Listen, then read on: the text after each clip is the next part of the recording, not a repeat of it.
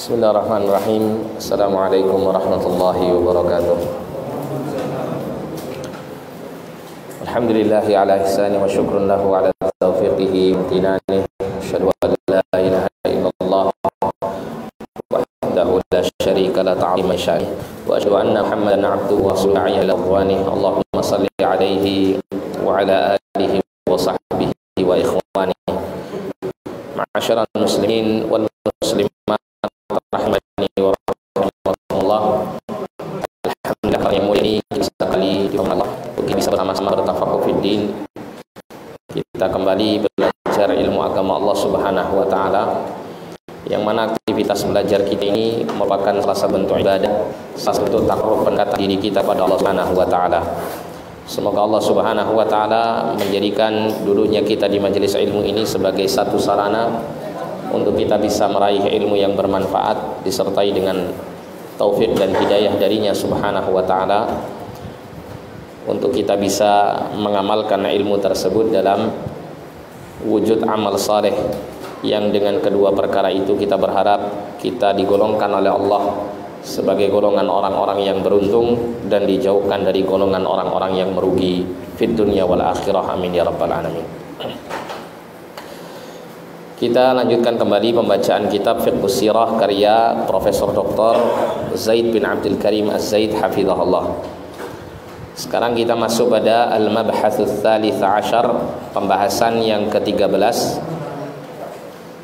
Penulis mengatakan pada pembahasan ini, yaitu suwar min hifdzillahi subhanahu wa ta'ala li nabiyhi Muhammadin sallallahu alaihi wasallam qabla al-bi'tsah. Pembahasan yang ke-13 adalah gambaran dari penjagaan Allah Subhanahu wa taala kepada nabinya Muhammad sallallahu alaihi wasallam sebelum diutus menjadi utusan Allah Subhanahu wa taala. Ini adalah salah satu keistimewaan yang Allah Subhanahu wa taala berikan kepada nabi kita Muhammad sallallahu alaihi wasallam.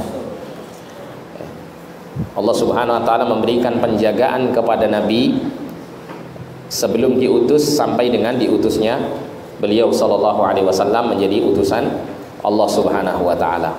Dan ini sangat diperlukan, ya, dikarenakan seorang nabi ketika dia menjadi utusan Allah, ya, dia akan menyampaikan wahyu Allah Subhanahu wa ta'ala, dan dia akan menjadi teladan untuk umat manusia.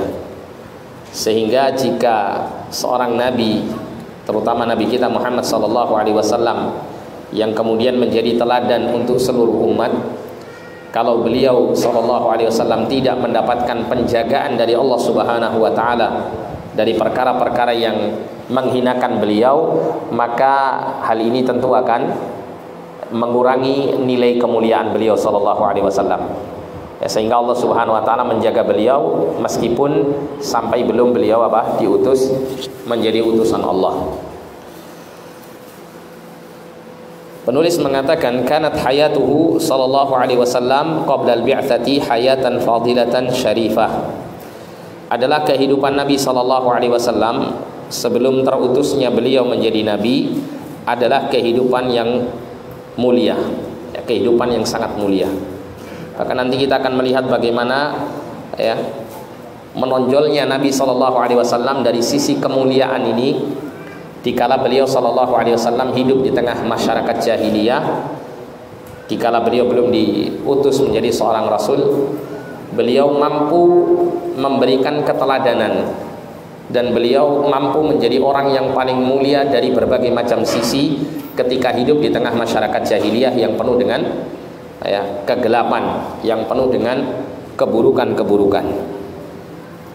Faqad syabba sallallahu alaihi wasallam fi hadzal mujtama'il jahili fi aqidatihi wal jahili fi akhlaqihi, walakinnahu sallallahu alaihi wasallam lam yata'athar bima hawlahu min tilkal masawi wal radha'il. Ya, sungguh Nabi sallallahu alaihi wasallam itu tumbuh berkembang di dalam masyarakat jahiliyah ini, yang mana mereka masyarakat jahiliyah itu mereka adalah jahil dari sisi akidah, jahil dari sisi akhlak. Ya, akidah mereka rusak, akhlak mereka, ya, rusak.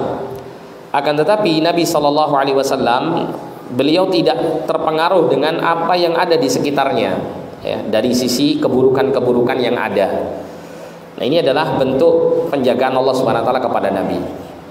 Dan kalau kita perhatikan, yang namanya manusia itu ketika dia hidup bersosial, bermasyarakat, ketika masyarakat yang ada di sekitarnya itu adalah masyarakat yang buruk, dan dia tumbuh sejak kecil sampai dewasa di lingkungan masyarakat yang buruk dan rusak ini, mesti apa?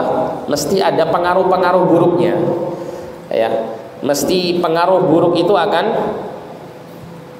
mempengaruhi keadaan orang tersebut, sedikit atau banyak, ya, sedikit atau banyak. Bahkan ketika Nabi SAW menceritakan tentang orang yang pernah hidup di masa dahulu, ya, di masa Bani Israel, ada seorang yang membunuh 100 nyawa. Mungkin hadis ini pernah kita dengarkan, ya. Ketika orang tersebut, ya, setelah membunuh 100 nyawa, kemudian dia menemui seorang alim, dan kemudian seorang alim ini memberikan motivasi untuk dia bertaubat kepada Allah, ya, membimbing dia untuk bertaubat kepada Allah. Maka seorang alim tersebut membimbing si pembunuh 100 nyawa ini untuk meninggalkan negerinya, ya. Fa inna dzalika ya darusuin, karena negeri tersebut adalah negeri yang buruk, ya. Diperintahkan kepada si pembunuh 100 nyawa ini untuk meninggalkan negerinya menuju negeri yang baik, yang mana di negeri yang baik tersebut banyak orang-orang saleh di sana, akan bisa membimbing dia untuk bertaubat kepada Allah dan tetap istiqomah, tetap di atas, ya, taubatnya kepada Allah Subhanahu wa taala. Nah, di sini menunjukkan bahwasanya pengaruh lingkungan sangat besar, ya, pengaruh lingkungan sangat besar. Akan tetapi yang menjadi keistimewaan untuk Nabi SAW, Nabi tinggal dan hidup serta, ya, tumbuh bersama orang-orang yang rusak akidah maupun akhlaknya, akan tetapi beliau sama sekali tidak terpengaruh dengan itu semuanya. Maka tentu kalau bukan dengan sebab pertolongan Allah dan penjagaannya, maka jelas hampir-hampir dipastikan akan sulit untuk selamat dari, ya, pengaruh-pengaruh negatif dari masyarakat jahiliyah ini. Nah, kemudian di sini diberikan contoh dari penulis di antara gambaran penjagaan Allah Subhanahu wa taala kepada Nabi sallallahu alaihi wasallam. Yang pertama adalah kana sallallahu alaihi wasallam yahtakiru hadhil asnam allati ya'buduha qaumuh. Nabi sallallahu alaihi wasallam itu adalah seseorang yang yahtakir, dia ini meremehkan atau merendahkan berhala-berhala yang disembah oleh kaumnya. Jadi semenjak Nabi sallallahu alaihi wasallam, ya, hidup di masa jahiliyah ini, tumbuh berkembang di tengah-tengah mereka, itu Nabi SAW sudah ada kebencian kepada berhala-berhala tersebut, ya, ada kebencian kepada berhala-berhala yang disembah oleh kaumnya. Wa yudriku annaha la tanfa'u wa la tadur, dan beliau SAW memahami betul tentang keadaan berhala-berhala ini, bahwa berhala-berhala itu tidak bisa memberikan manfaat maupun mudarat sama sekali, ya, sehingga sia-sia untuk disembah atau diagungkan oleh masyarakatnya. Faqad kana yawman ma'ahu maulahu Zaid bin Harithah radhiyallahu an, wa kana sanamun min nuhasin yuqalu lahu isafun wa nailah yatamassah bihil musyrikuna idza tafu. Jadi pernah suatu ketika, ya, Nabi SAW bersama maulanya. Maula itu apa? Maula itu mantan budak, ya, seorang budak yang dimerdekakan oleh tuannya, maka dia disebut maula, yaitu Zaid bin Harithah. Zaid bin Harithah, ya, seorang mantan budaknya Rasulullah SAW, yang kemudian Rasulullah bebaskan dan hampir pernah Rasulullah angkat menjadi anak angkat, ya. Akan tetapi kemudian Allah Subhanahu wa taala melarang Nabi SAW jika mengangkat Zaid bin Harithah sebagai putranya, maka tidak diperbolehkan untuk disandarkan nasabnya kepada Nabi SAW, ya, karena dia adalah anak angkat, bukan anak kandung. Wa kana sanamun min nuhas, jadi di masa itu ada berhala yang terbuat dari kuningan yang disebut dengan Isaf dan Nailah. Isaf dan Nailah ini berada di sekitar Ka'bah, ya, di sekitar bangunan Ka'bah. Yang mana orang-orang musyrikun ketika mereka tawaf di Ka'bah, mereka mesti mengusap Isaf dan Na'ilah ini. Mereka mengusap Isaf dan Na'ilah. Fatafa Rasulullah sallallahu alaihi wasallam. Maka Rasulullah sallallahu alaihi wasallam sebelum beliau diangkat menjadi nabi dan rasul pernah tawaf ya, di Ka'bah. Kemudian Zaid menceritakan, wa tuftu ma'ahu, aku tawaf bersama beliau, falamma marartu masahtu bihi ay bisanam. Maka ketika aku melewati berhala Isaf dan Na'ilah ini, maka aku mengusap berhala tersebut. Ya. Ini mengusap ini bentuk peribadatan orang-orang musyrikin yang mengagungkan Isaf dan Na'ilah. Maka Rasulullah sallallahu alaihi wasallam mengatakan, la tamussah, jangan kamu mengusapnya. Fakultu fi nafsi, maka aku pun berkata dalam jiwaku, dalam hatiku, la amussannahu hatta anzura ma yakun. Aku benar-benar akan mengusap berhala itu, ya. Sehingga aku menunggu apa yang akan terjadi pada diriku, ya, dari apa yang dilakukan Rasulullah sallallahu alaihi wasallam kepadaku. Maka famasahtuhu, maka Zaid mengatakan aku mengusap berhala ini. Faqala Rasulullah sallallahu alaihi wasallam, Rasulullah SAW bersabda, alam tanha, bukankah ya, alam tunha, bukankah kamu telah dilarang untuk mengusap ya berhala tersebut? Fawalladhi akramahu wa anzala alaihi alkitab mastalama sanaman hatta akramahu Allahu billadhi akramahu wa anzala alaihi. Maka kemudian kata Zaid bin Haritha, maka demi Tuhan yang telah memuliakan beliau dan menurunkan kepada beliau sallallahu alaihi wasallam alkitab, beliau sallallahu alaihi wasallam tidak pernah mengusap berhala sampai Allah Subhanahu wa taala memuliakan beliau ya, dan menurunkan ya, Al-Qur'an kepada beliau. Artinya sampai beliau diutus menjadi utusan Allah, beliau tidak pernah sama sekali melakukan praktek peribadatan kesyirikan yang dilakukan oleh orang-orang musyrik di sekitarnya. Bahkan sampai hanya sekedar mengusap berhala saja Nabi tidak pernah ya, apalagi lebih daripada itu. Padahal sekali lagi Nabi SAW hidup di tengah-tengah masyarakat yang sangat mengagungkan berhala. Bahkan sampai orang yang tercerdas sekalipun di masa itu selain Nabi SAW tentunya ya, dia pun juga termasuk tokoh penyembah berhala. Siapa?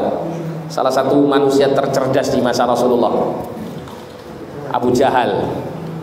Abu Jahal ini orang cerdas. Makanya orang-orang di sekitar Abu Jahal ya, orang-orang Quraisy itu mengatakan kepada Abu Jahal sebuah julukan yang sangat mulia untuk Abu Jahal, yaitu Abul Hakam. Abul Hakam itu menunjukkan bahwa Abu Jahal ini orang yang paling bijak dan paling cerdas. Akan tetapi kecerdasannya membuat dia semakin jauh dari hidayah karena kesombongannya.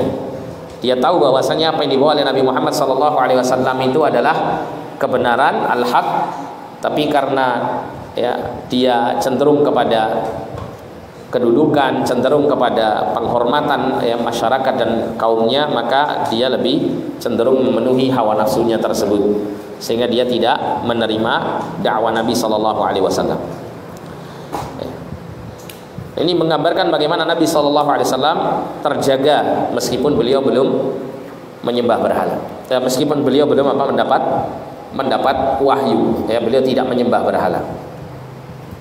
Kalau seandainya ya Nabi SAW ini tidak dijaga oleh Allah, beliau kemudian ikut arusnya orang-orang jahiliyah, ikut menyembah berhala atau ikut mengagungkan berhala-berhala, niscaya ketika mendapatkan wahyu dari Allah Subhanahu wa taala menyerukan tauhid la ilaha illallah akan semakin sulit untuk diterima oleh masyarakat.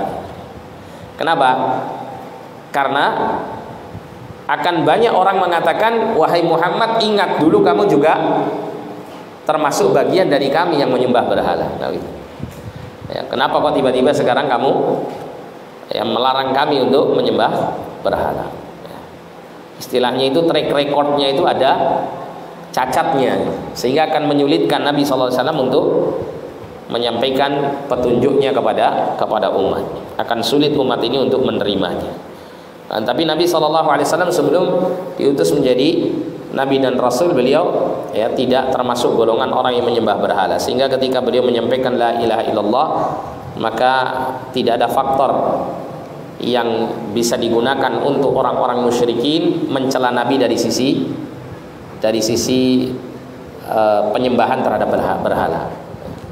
Karena beliau tidak pernah menyembah berhala. Kemudian yang kedua, penjagaan Allah kepada Nabi SAW. Lam yashrab khamran qat. Beliau tidak pernah minum khamr sama sekali. Ya, beliau tidak pernah minum khamr sama sekali. Wala iqtarafa fahisyah, dan beliau tidak pernah melakukan kekejian. Ya, beliau tidak pernah melakukan zina atau semacamnya. Ya, wala syaraka fi maisir. Beliau juga tidak pernah berjudi. Aulahwin abithin batil, atau melakukan hal-hal yang lahun, hal-hal yang sia-sia, hal-hal yang mengandung kebatilan.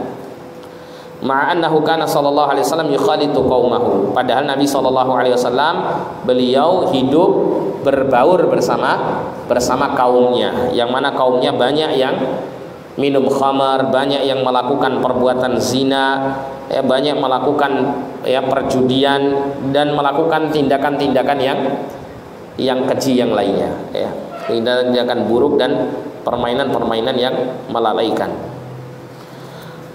Wa ya'ishu ma'ahum, Nabi SAW hidup bersama mereka, wa yusyarikuhum fi sa'iri umurihimul adiyah al-mubahah, dan Nabi SAW bergabung bersama mereka dalam kegiatan-kegiatan mereka yang mubah, ya, kegiatan-kegiatan mereka yang mubah. Ya, Nabi SAW tidak meninggalkan kaumnya, tapi di satu sisi Nabi SAW sama sekali sangat tidak terpengaruh sedikit pun dari keburukan yang terjadi di tengah masyarakatnya. Ya, maka ini adalah satu gambaran besar akan penjagaan Allah Subhanahu wa taala kepada Nabi sallallahu alaihi wasallam. Kemudian yang ketiga, kanat hunaka ismah tahmihi sallallahu alaihi wasallam minal masawi'il khalqiyah. Terdapat penjagaan Allah Subhanahu wa taala kepada Nabi sallallahu alaihi wasallam minal masawi'il khalqiyah, dari keburukan-keburukan akhlak, atau sesuatu yang menjadikan akhlak itu menjadi buruk. Seperti disebutkan dalam Sahih Al-Bukhari dari Jabir bin Abdullah radhiyallahu anhuma, beliau mengatakan, lamma bunyatil Ka'batu dhahaba Nabi sallallahu alaihi wasallam wa Abbas yanqulanil hijarah. Ketika Ka'bah itu dibangun di masa Nabi sallallahu alaihi wasallam, pada saat itu beliau berusia 35 tahun. Ka'bah itu dibangun, direnovasi, dihancurkan ya sebagian bangunannya, kemudian dibangun ulang. Ya, dan ini telah kita baca ya mengenainya pada bab yang telah berlalu, yaitu bab ke-12 ya. Pembahasan yang ke-12. Nabi SAW dan Abbas, beliau ikut serta dalam memanggul batu. Ya, jadi Nabi SAW ikut membangun Ka'bah ini. Ini menunjukkan bahwa Nabi SAW ikut serta bersama ya kaumnya ya, dalam hal-hal yang baik, ya, dalam hal-hal yang baik. Faqala Abbas lin Nabi, maka Abbas pamannya Nabi SAW mengatakan kepada Nabi, ij'al izaraka ala raqabatika yaqika minal hijarah. Jadikan izarmu, sarungmu itu menutupi bagian pundakmu, agar supaya pundakmu itu terjaga dari kerasnya batu. Fakharra 'alal ardi, kemudian Nabi SAW tiba-tiba pingsan. Wa tamahat 'ainahu ila sama, dan pada saat itu ya kedua mata Nabi SAW itu melihat ke langit. Tsumma afaqa, kemudian beliau tersadar dari pingsannya. Dan kemudian Nabi mengatakan izari izari, ya, sarungku sarungku. Fashadda alaihi izarahu, kemudian ditutupkan ya pada badan Nabi SAW dengan izarnya, dengan sarungnya. Yang mana ini menunjukkan bahwa Nabi SAW memiliki sifat pemalu ya. Pada saat tersingkap auratnya ya, maka Nabi SAW ketika tersadar dari pingsannya itu, kemudian beliau menginginkan untuk segera ditutupi auratnya tersebut ya. Ini menunjukkan Rasulullah SAW adalah seorang yang pemalu, dan malu itu adalah sifat yang mulia. Ya, malu itu adalah sifat yang mulia. Dengan sifat malu inilah manusia itu akan tercegah dari melakukan tindakan-tindakan yang mungkar, tindakan-tindakan yang keji.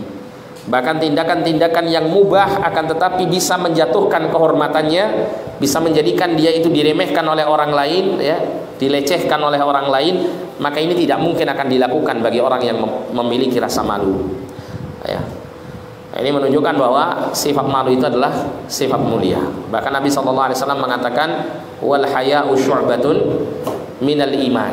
Ya, rasa malu itu adalah salah satu cabang dari keimanan. Ya, menunjukkan bahwa malu itu adalah bagian dari keimanan.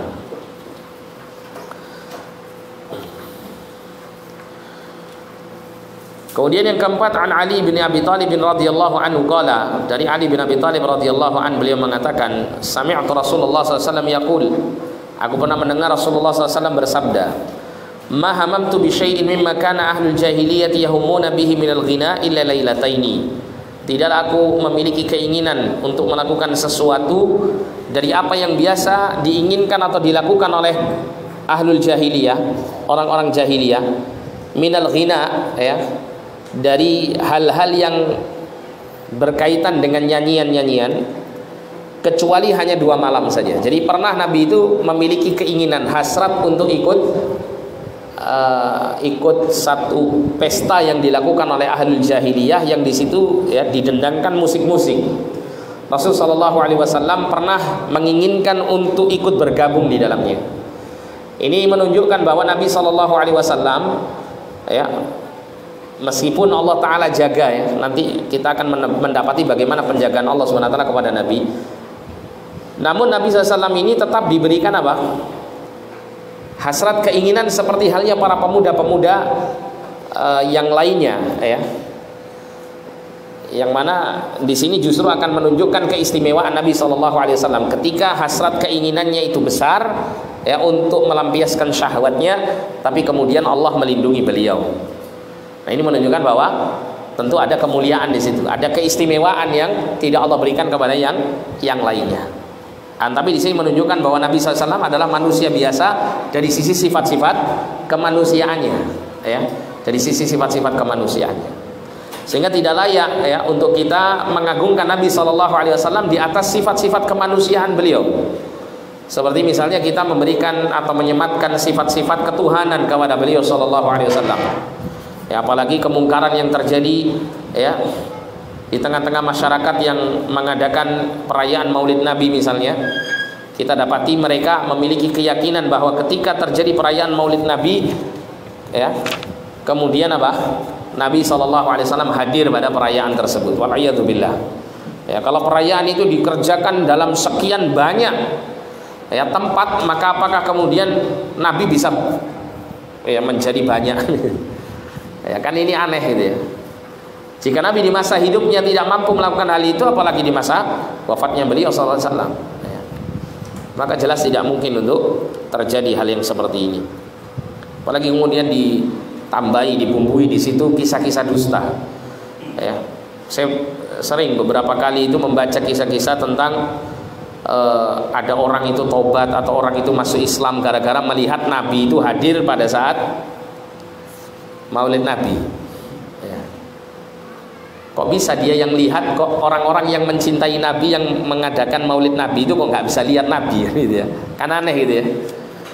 Orang kafir dia bisa lihat Nabi datang, tapi orang-orang di sekitar yang mahalul qiyam, yang berdiri, yang menyambut Nabi itu nggak lihat Nabi itu datang. Kan aneh ya. Kayak gitu. Kok bisa orang kafir yang bisa melihat? Ini adalah khurafat, ya, sesuatu yang tidak layak untuk diyakini karena hal ini tidak ada dalil yang menguatkannya. Baik dalil dari sisi perayaan Maulid Nabinya maupun hal-hal yang diyakini, ya, pada saat terjadinya perayaan Maulid Nabi, apa peristiwa-peristiwa yang aneh-aneh seperti itu. Nah, kita lanjutkan di sini. Kiltahuma asamani Allah Subhanahu wa taala fihima. Jadi di 2 malam itu di mana aku menginginkan untuk hadir, di pestanya para pemuda-pemuda jahiliyah ya, dengan mengadakan pesta musik ya, nyanyi-nyanyian di situ. Keduanya Allah jaga aku sehingga aku tidak datang kepada kedua pesta tersebut. Qultu ya, aku mengatakan lailatan dalam suatu malam li ba'di fatayanin kepada sebagian para pemuda di kota Mekah, sedangkan kami pada saat itu fi riayati ghanami ahlina. Pada saat itu kami sedang mengembala kambing keluarga kami. Maka aku berkata kepada kawanku sesama pengembala kambing, absir li ghanami hatta adkhula Makkah fa asmara fiha kama yasmara al-fatayat. Tolong kau perhatikan, kau jaga ya kambingku ini sehingga aku bisa masuk ke kota Mekah, maka aku akan begadang di sana bersama para pemuda-pemuda begadang di kota Mekah ya, karena ada acara rame-rame di situ ya, ada pesta-pesta begitu. Faqala, maka kawan Nabi SAW tadi yang mengembala kambing mengatakan bala ya, baiklah. Maka kemudian Nabi menceritakan fadakhaltu hatta idza ji'tu awwala darin min dauri Makkah sami'tu azafan. Maka aku pun masuk ke kota Mekah. Ketika aku sampai pada satu tempat gitu ya, di beberapa tempat di kota Mekah itu satu rumah gitu ya, masuk di awal di awal kota Mekah gitu ya. Maka aku mendengar azafan, mendengar suara musik-musik itu didendangkan. Fakultu, maka aku berkata, mahadha, apa ini? Maka disampaikan kepadaku, tazawwaja fulan fulanah. Ya, fulan menikah dengan fulanah. Maksudnya di sini ada pesta pernikahan dengan mengadakan apa? Acara bermain musik, menyanyi-nyanyi. Maka fajalastu, maka aku pun duduk. Wa daraballahu ta'ala ala udhuni. Ya, Nabi duduk untuk ikut mendengarkan.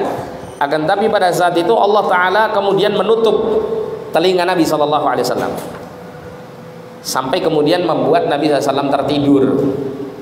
Ya, Anda perhatikan ya, bagaimana penjagaan Allah kepada Nabi. Nabi ketika datang ke majelis mungkar, Allah jaga beliau sehingga beliau tidak mendengarkan kemungkaran yang ada di situ.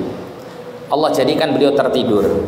Kalau kita datang ke majelis ilmu, majelis yang baik, ya, kemudian kita tertidur, berarti yang jaga kita siapa di situ? Allah apa setan? Syaitan ya. Ada salah satu ustadz itu menyampaikan kepada saya, jadi tempat yang paling nyaman untuk tidur itu majelis ilmu kan.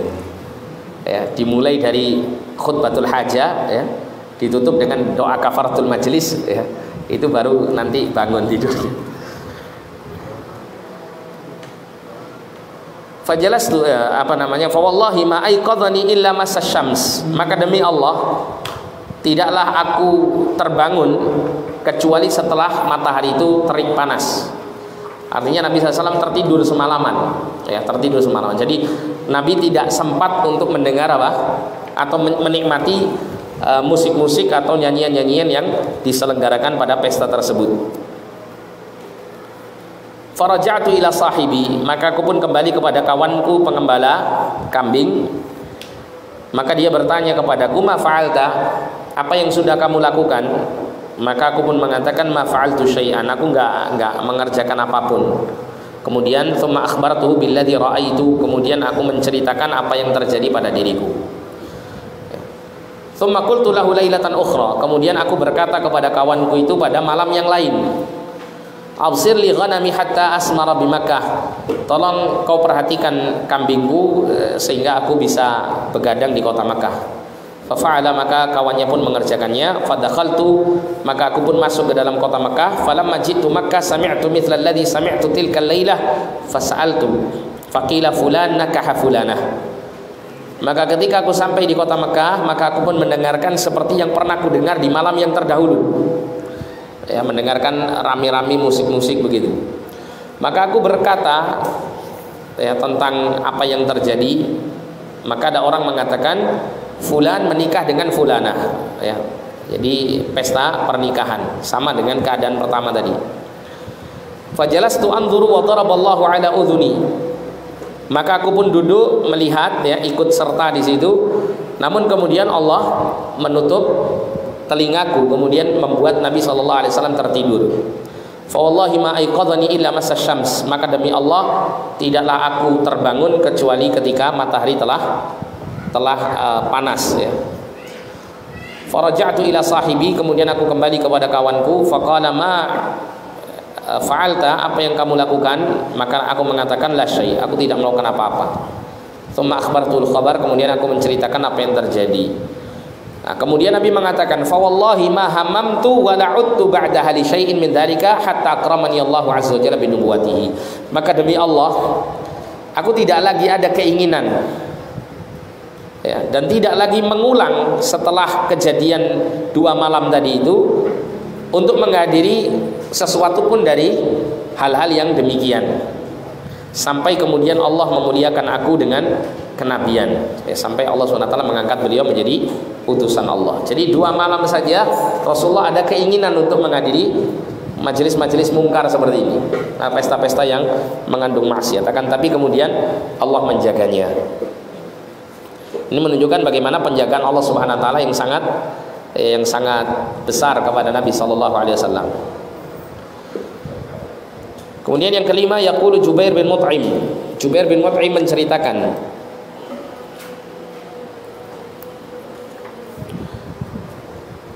adlaltu ba'iran li yauma Arafah. Pernah untaku itu tersesat pada hari Arafah. Jadi aku mencarinya, gitu ya. Fa kharajtu atlubu, aku keluar dan mencarinya. Fa ra'aitu Nabiy sallallahu alaihi wasallam waqifan ma'an nasi bi Arafah. Maka aku pernah melihat Nabi sallallahu alaihi wasallam. Jadi Nabi pada saat itu belum menjadi utusan Allah. Ketika Jubair bin Mut'im melihat Nabi sallallahu alaihi wasallam, ya, aku pernah melihat Nabi sallallahu alaihi wasallam itu berdiri bersama manusia di Arafah. Fa qultu hadza minal hums. Fama sya'nu hahuna. Maka aku mengatakan hadza minal hums, ya, bukankah Nabi ini termasuk dari al-hums? Al-hums itu maksudnya adalah orang Quraisy, ya, al-hums maksudnya orang Quraisy. Fama sya'nu hahuna, kenapa kok dia ini, ya, berada di Arafah? Jadi ceritanya begini, dulu di masa jahiliyah orang-orang Quraisy itu ketika mereka melakukan ibadah haji, mereka itu yang seharusnya wukufnya di Arafah, mereka tidak mau wukuf di Arafah. Mereka wukufnya di mana? Di Muzdalifah. Nah, Muzdalifah ini, Pak, itu masuk tanah haram. Masih masuk dalam kategori kota Mekah, tanah haram. Sedangkan Arafah itu sudah di luar tanah haram. Bukan tanah haram Arafah ini. Namun syariatnya dalam haji itu adalah wukufnya di mana? Di Arafah. Nah, orang-orang Arab pada umumnya mereka wukufnya di Arafah. Tapi khusus orang-orang Quraisy mereka tidak mau untuk wukuf di Arafah, mereka wukufnya di Muzdalifah. Kenapa? Karena mereka menganggap bahwa diri mereka itu orang yang atau golongan yang mulia. Ya, apalagi semenjak Allah Subhanahu wa taala memuliakan Ka'bah dengan hancurnya pasukan Abrohah beserta gajah-gajah yang besar, ya, dengan Allah mengirimkan burung-burung yang banyak yang menjatuhkan batu-batu yang menghancurkan dan porak-porandakan tentara tersebut, ya, menunjukkan bahwa Ka'bah pada saat itu dimuliakan. Maka juga terangkat pula kemuliaan orang-orang Quraisy yang tinggal di sekitar, ya, kota Mekah ini, ya. Apalagi mereka juga merasa lebih mulia dibandingkan bangsa Arab yang lain. Kenapa? Karena mereka adalah orang-orang keturunan dari Nabi Ibrahim dan Nabi Ismail alaihi wassalam, ya, sehingga mereka merasa diri mereka adalah memiliki nasab yang tinggi.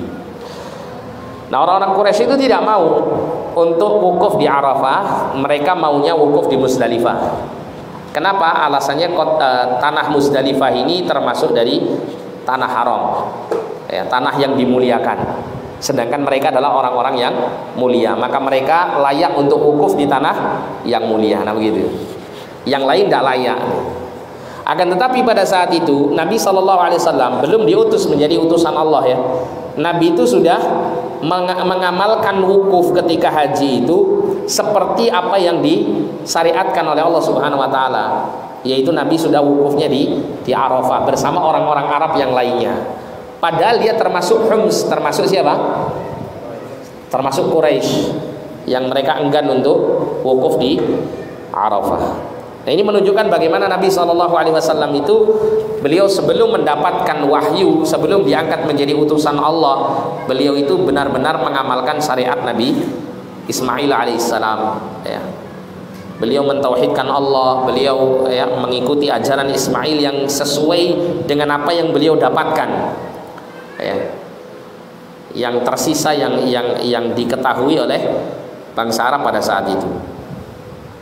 Ya, sehingga Nabi SAW beliau tidak mengikuti apa yang dilakukan oleh orang-orang Quraisy dalam menyimpangkan syariatnya Nabi Ismail alaihissalam, termasuk diantaranya berkenaan dengan wukuf di Arafah ini. Nah, di sini kata Syekh, fawafaqallahu subhanahu wa ta'ala nabiyahu Muhammad sallallahu alaihi wasallam lis-shawab qabla al-bi'tsati nabawiyah. Maka Allah Subhanahu wa taala memberikan taufik kepada Nabi sallallahu alaihi wasallam untuk melakukan hal yang benar sebelum Allah mengutus beliau sebagai seorang nabi. Jadi baik beliau sudah diangkat menjadi nabi maupun sebelum diangkat menjadi nabi, beliau itu senantiasa menetapi syariat yang murni. Ya, menetapi syariat yang murni. Ya, tidak melakukan penyimpangan-penyimpangan. Ya, tidak melakukan kesyirikan, tidak melakukan kebid'ahan, ya. Padahal beliau belum diutus menjadi utusan Allah. Ini menunjukkan bagaimana penjagaan Allah Subhanahu wa taala kepada Nabi SAW yang besar. Kemudian yang keenam disebutkan di sini sebagai gambaran penjagaan Allah yang terakhir yang disebutkan oleh Syekh adalah kan Rasul sallallahu alaihi wasallam ma'rufan bis-sidqi. Adalah Rasulullah sallallahu alaihi wasallam itu dikenal sebagai orang yang jujur. Falam yashhad alaihi marratan wahidatan bil kadhib. Tidak pernah disaksikan oleh siapapun juga Nabi sallallahu alaihi wasallam itu sekali saja berdusta, itu tidak pernah. Bayangkan Pak, apa ada orang selain Nabi kita Muhammad SAW yang bisa menjaga lisannya untuk tidak pernah berdusta barang sekali? Tidak pernah. Kita paling sering dusta. Kita dusta sama anak, dusta sama istri. Bohong ya, sampai istri sampai anak kita ini sudah kenal kalau kita ini lagi bohong atau lagi nggak bohong, itu tahu. Sulit sekali untuk kita menjaga diri kita untuk tidak berbohong sama sekali. Tapi ada sebuah keutamaan ketika seseorang itu senantiasa menjaga kejujuran. Sebagaimana Allah mengatakan, ya ayyuhalladzina amanu, ya ayyuhalladzina amanu taqullaha wa qulu qawlan sadida yuslih lakum a'malakum wa yaghfir lakum dzunubakum. Wahai orang-orang yang beriman, bertakwalah kamu kepada Allah dan ucapkanlah perkataan yang benar. Ya, di antara makna perkataan yang benar itu maknanya adalah perkataan yang mengandung kejujuran, tidak berbohong, tidak berdusta. Kalau dia melihat sesuatu yang benar, dia akan katakan ini benar. Kalau dia melihat sesuatu yang salah, maka dia akan katakan ini adalah kesalahan. Ya. Tidak berbohong dia. Nah, ketika seseorang bisa mewujudkan takwa dan kejujuran dalam berbicara, ya, maka kata Allah Subhanahu wa taala, yuslih lakum a'malakum. Allah akan memperbaiki amal-amal kalian. Maknanya adalah Allah memberikan taufik kepada kalian untuk bisa melakukan amal-amal saleh. Ya. Untuk bisa melakukan amal-amal saleh.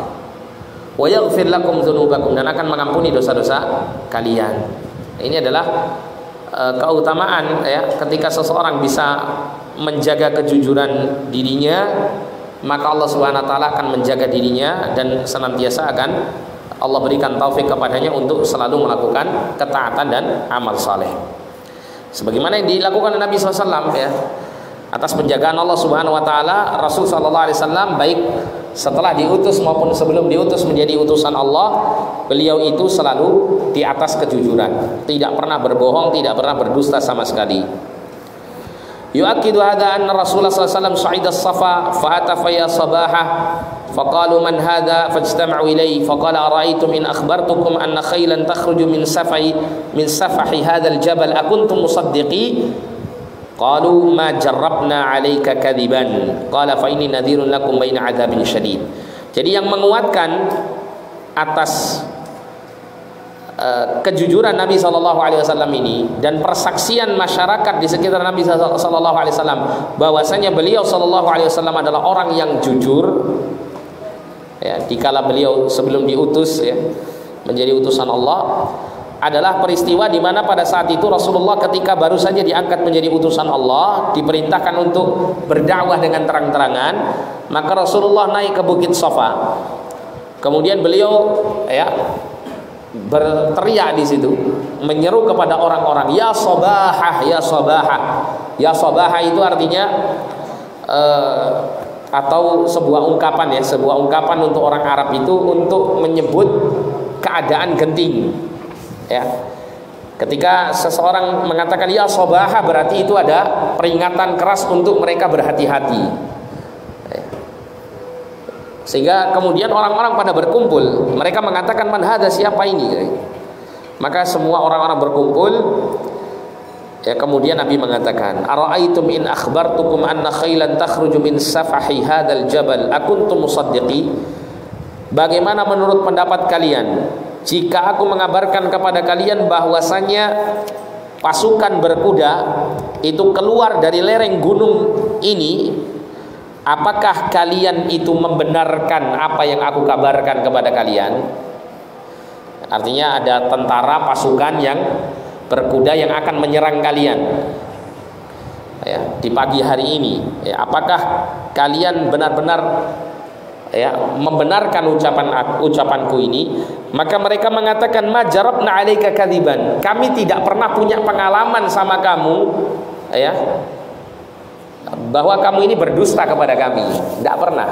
Maksudnya apa di sini? Maksudnya Nabi sama sekali tidak pernah berbohong di tengah-tengah masyarakatnya, sehingga orang-orang ini menganggap Nabi ini tidak pernah berdusta. Nabi ini jujur. Artinya kalimat yang diucapkan mereka itu menyebutkan bahwasanya mereka percaya dengan apa yang dikabarkan oleh Nabi. Maka kemudian Nabi mengatakan fa inni nadhirun lakum baina adzabin syadid, maka sesungguhnya aku memberikan peringatan kepada kalian dari azab yang pedih, dari azab yang pedih.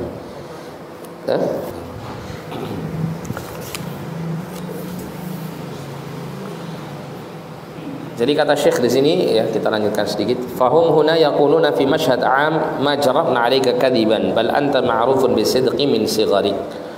Jadi mereka orang-orang musyrikin, ya, mereka mengatakan sebagai bentuk persaksian umum mereka, bahwasanya kami tidak mendapati engkau itu sebagai pendusta. Bahkan engkau itu terkenal sebagai orang yang jujur, ya, bahkan semasa atau dari masa kecilmu, ya. Jadi tidak pernah sedikit pun Rasulullah SAW dalam keadaan melakukan kedustaan. Bahkan Nabi SAW sampai dalam guyonannya beliau sekalipun tidak pernah apa? Tidak pernah berdusta, tidak pernah berbohong. Ya.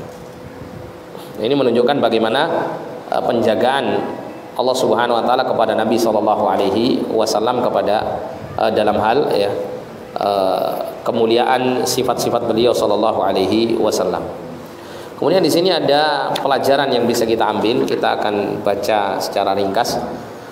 Kata Syekh yang pertama bahwasanya Nabi SAW itu memiliki sifat-sifat kemanusiaan pada umumnya, ya, terutama ketika beliau masih muda. Beliau ini memiliki sifat, ya, seperti layaknya para pemuda pada umumnya, ya. Nabi SAW bergaul bersama kaumnya, berinteraksi bersama mereka, kemudian merasakan seperti apa yang dirasakan oleh para pemuda pada umumnya. Ya, kita tahu bahwasanya seorang pemuda itu di masa mudanya itu gejolak syahwat dan keinginan untuk mengetahui hal-hal yang baru itu sesuatu yang sangat besar, ya, yang sangat besar, yang menggoda dia untuk selalu ingin melampiaskannya.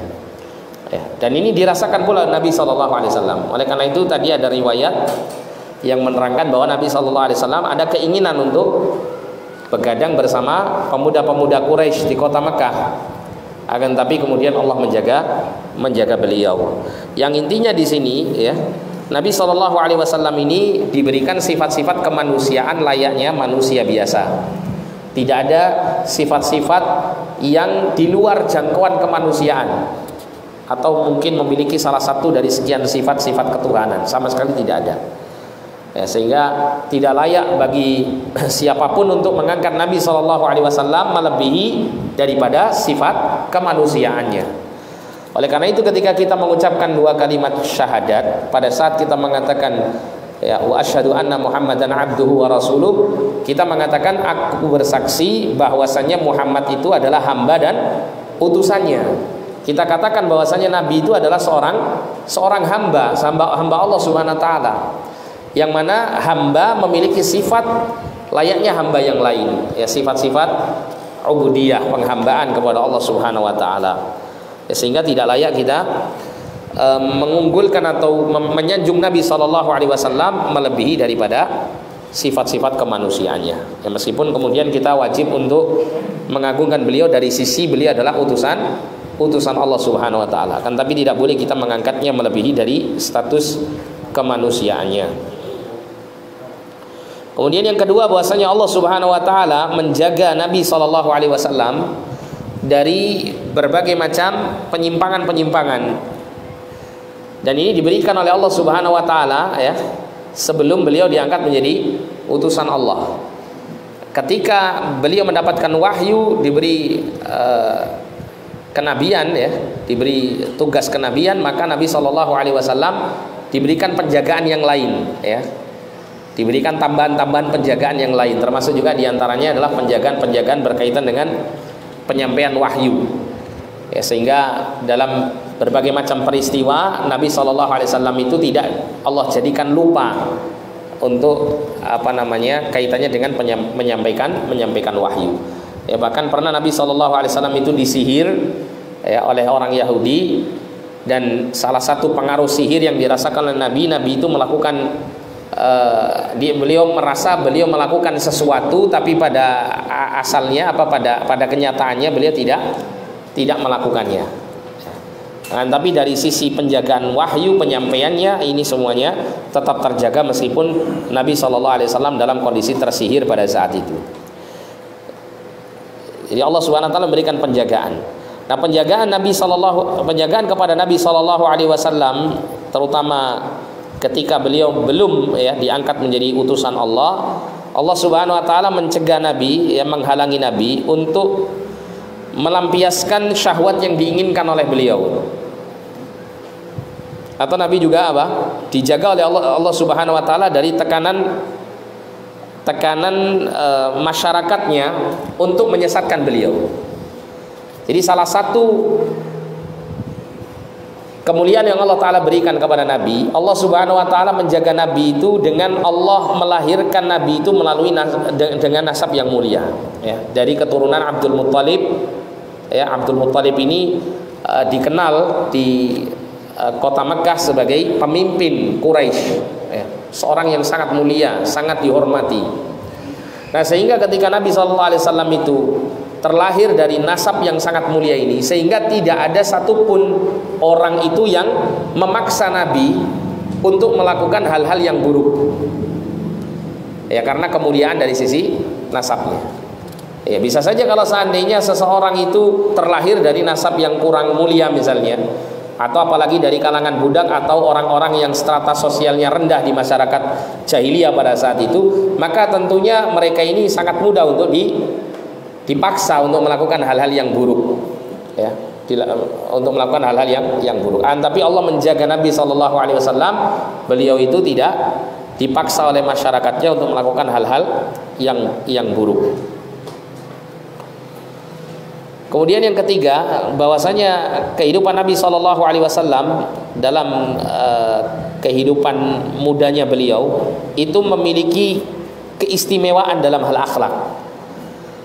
Jadi beliau meskipun dalam kondisi masih muda, dikala gejolak syahwat itu sangat tinggi, tapi Nabi SAW itu memiliki akhlak yang sangat-sangat mulia, akhlak yang sangat baik.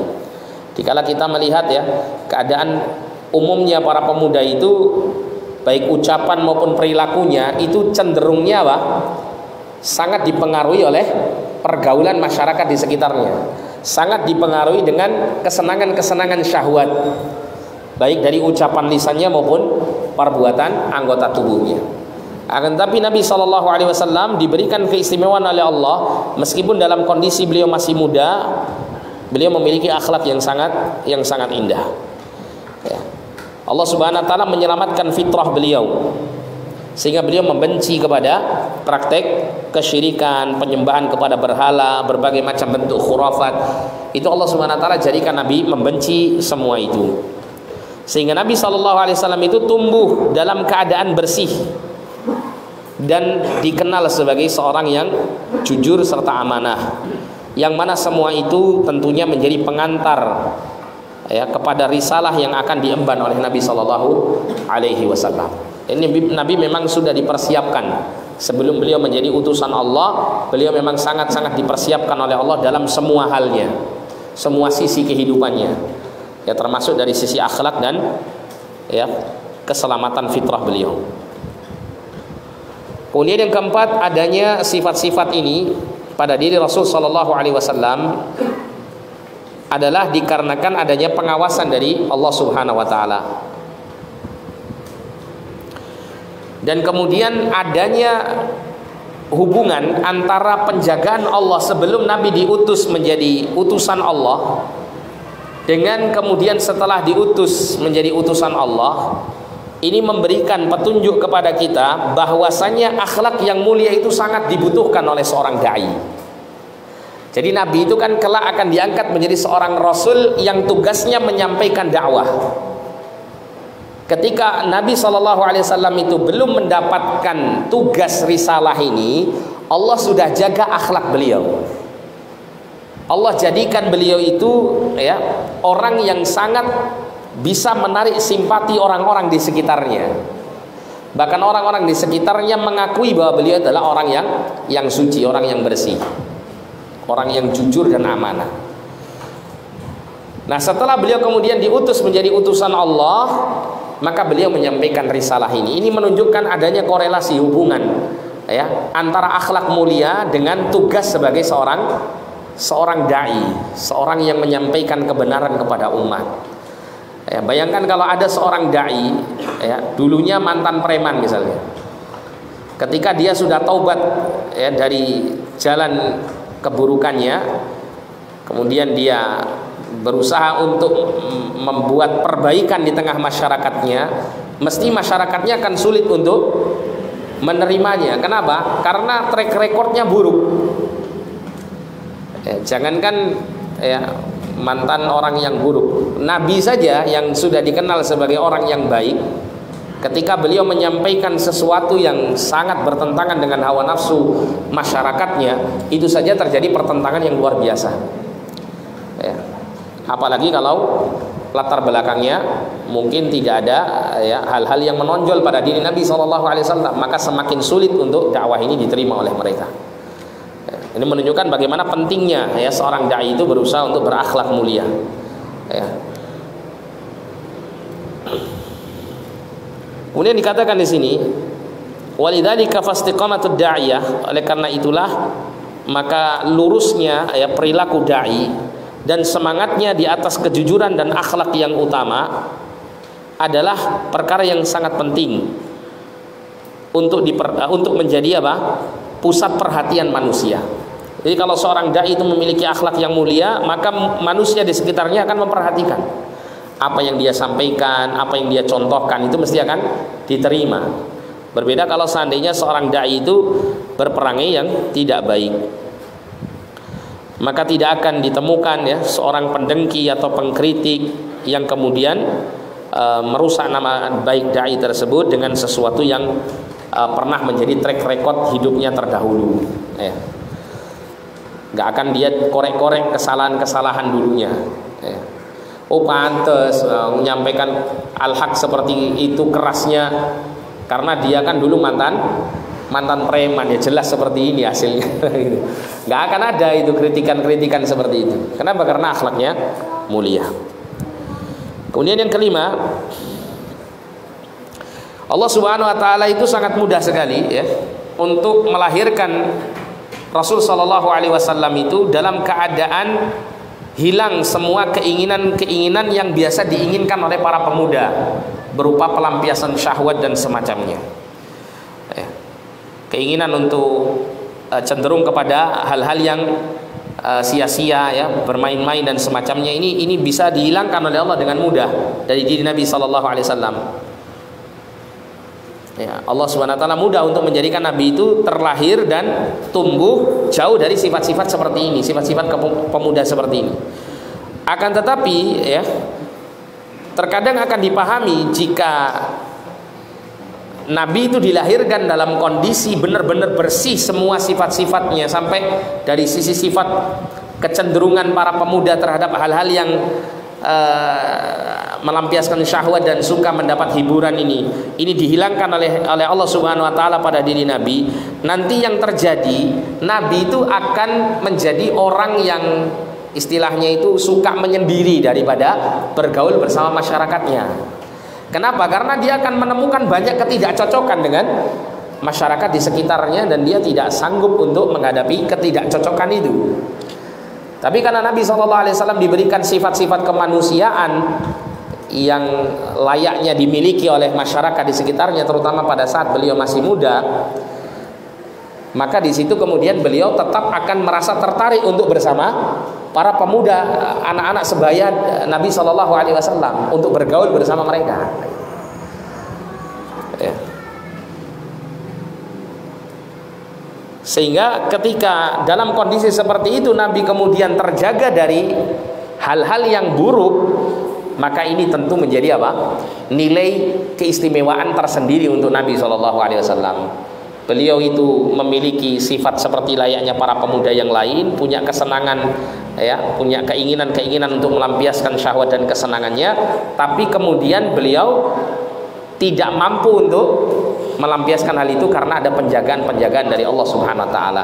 Yang tentu ini akan menjadikan nilai pembeda untuk para pemuda-pemuda yang lainnya, gitu. Benar-benar mencolok tampak bahwasanya beliau kelak akan menjadi seorang mulia yang dipersiapkan oleh Allah. Oleh karena itu Allah menjaganya daripada keburukan-keburukan yang menimpa para pemuda-pemuda di sekitar Nabi SAW pada saat itu. Kemudian yang terakhir, yang keenam, disebutkan di sini, angkara ulama riwayah allati tushiru ila anna Rasul sallallahu alaihi wasallam kana yashhad ma'al musyrikin masyahidahum wa bayyanu adama thubuti syai'in minha. Jadi para ulama yang ahli dalam meneliti riwayat-riwayat hadis, mereka memberikan pengingkaran ya, mereka memberikan pengingkaran kepada riwayat yang menceritakan bahwa Nabi sallallahu alaihi wasallam itu menghadiri perayaan-perayaan orang-orang musyrikin. Jadi seperti termasuk diantaranya adalah riwayat yang kita baca tadi ya. Itu ada para ulama ahlul hadis itu menganggap riwayat ini bermasalah. Ya. Oleh karena itu di sini terdapat keterangan juga bahwa di antara yang melemahkan hadis ini adalah Al-Imam Al-Albani rahimahullah dalam kitab beliau Difa'un 'anil Haditsin Nabawi wasirah fi raddi 'ala jahalatil buti fi fiqh sirah. Jadi Al-Albani rahimahullah mentaifkan riwayat ini, yang menunjukkan bahwa riwayat ini sebagian para ulama ahli riwayat ya melemahkannya. Ya, melemahkannya. Sehingga jika dalil-dalil yang menunjukkan akan hal ini lemah, maka menunjukkan betapa sempurnanya apa? Sifat kemuliaan Rasulullah sallallahu alaihi wasallam. Ya. Ini secara singkatnya demikian apa yang disampaikan oleh Syekh pada poin yang ke-6 ini. Insyaallah pada pertemuan berikut kita akan masuk pada pasal yang kedua ya. Ini kita menyelesaikan pasal pertama dari kitab ini, yaitu berkaitan dengan kelahiran Nabi Shallallahu Alaihi Wasallam ya, sampai kemudian sebelum diutusnya beliau menjadi utusan Allah Subhanahu wa Ta'ala. Kemudian pasal yang kedua ini adalah membahas tentang terutusnya beliau sallallahu alaihi wasallam sebagai utusan Allah sampai kepada hijrahnya ke negeri Habasyah, hijrahnya kaum muslimin ke negeri Habasyah. Dan kemudian ya termasuk juga di sini ada pengantar berkaitan dengan khalwatnya Nabi sallallahu alaihi wasallam untuk menerima wahyu dari Allah Subhanahu wa taala. Jadi Nabi ini melakukan tahannuts ya, tahannuts, beliau menyendiri di Gua Hira. Kemudian Allah Subhanahu wa taala menurunkan wahyunya yang pertama kepada Nabi sallallahu alaihi wasallam dan mengangkat beliau sebagai nabi atau utusan Allah Subhanahu wa taala. Insyaallah ini akan kita baca pada pertemuan yang akan datang باذنillah taala. Kita cukupkan sampai di sini. Jazakumullah khairan wa barakallahu fikum. Kita tutup dengan doa kafaratul majelis. Kurang lebihnya saya mohon maaf. Subhanakallahumma wa bihamdika asyhadu an la ilaha illa anta astaghfiruka wa atubu ilaik. Wa sallallahu ala nabiyyina Muhammadin wa ala alihi wa sahbihi wasallam. Wa akhiru da'wana alhamdulillahi rabbil alamin wa lafa minkum. Wassalamu alaikum warahmatullahi wabarakatuh.